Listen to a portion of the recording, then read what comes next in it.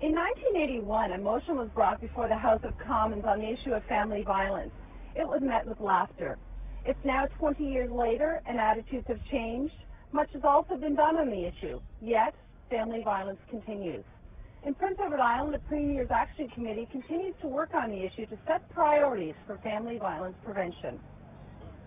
The role of the Premier's Action Committee on the prevention of family violence is to ensure that every person in society grows up in an atmosphere free of violence and has respect and dignity.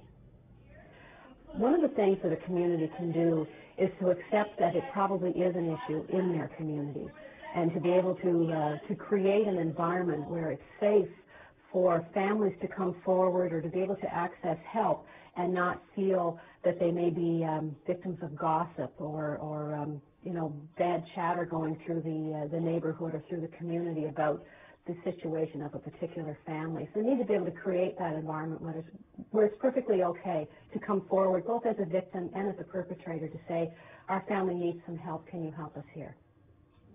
One of the first times that I left, I went to a shelter for battered women, and there I received some information and some education on the dynamics of family violence that helped me understand the role I was playing and what I could do to help myself, and I could better understand what was happening to me.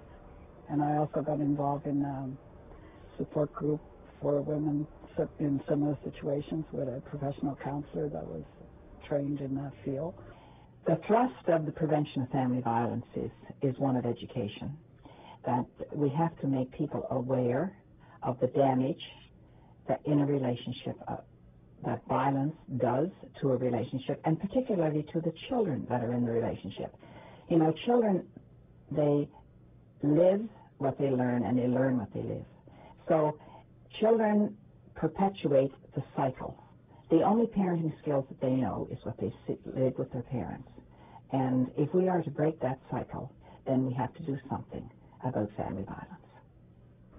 The problem with reaching for help is you don't always end up making contact with people that understand the problem. So sometimes it's very difficult to get the appropriate response, and you end up, reverting back to the same situation for another months or years, perhaps, before you reach out again. So it's very important to have the right help there when you do reach out. One of the biggest things that individuals can do is to learn about the issue itself, to learn about the dynamics of it, because that can give people a basis then to be able to listen in a very caring and non-judgmental way if someone comes to them and says this is happening to them. One of the key things that we always tell people in doing our public education program is really to believe what is happening. The Premier's Action Committee has received a new 5-year mandate, and we will use that mandate to involve as many islanders as possible in formulating new programs, asking suggestions as to how we can address the whole area of family violence.